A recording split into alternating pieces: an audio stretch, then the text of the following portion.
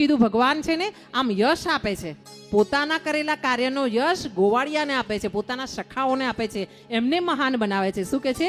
માખણનો જોર બળ્યો. મારી માએ છે ને મને માખણ ખવડાવ્યું હતું ને એટલે હું તંદુરસ્ત હતો ને એટલે મેં ઉપાડ્યું હતું. થોડું થોડું એના લીધે, થોડું થોડું તમારા બધા પ્રેમને લીધે, અને થોડું થોડું આ રાધાજીના નયનો મારી સામે મળ્યા હતા ને. રાધાજી તે સમયે ભગવાનની સામે હતા.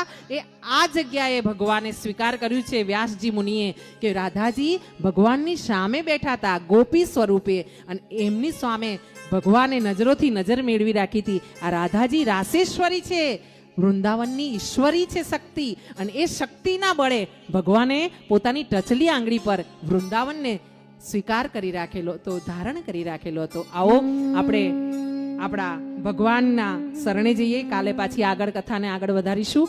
આજે અહીંયા વિરામ આપીએ છીએ. કાલે ભગવાનના લગ્નનો પ્રસંગ લઈને આપણે આવીશું. એટલે ભગવાનના રૂક્ષ્મણી સાથેના લગ્ન છે, એટલે તમે ધ્યાન ખાસ રાખજો કે આમ જેમ આવ્યા છો ને એનાથી વધારે સારા તૈયાર થઈને આવજો.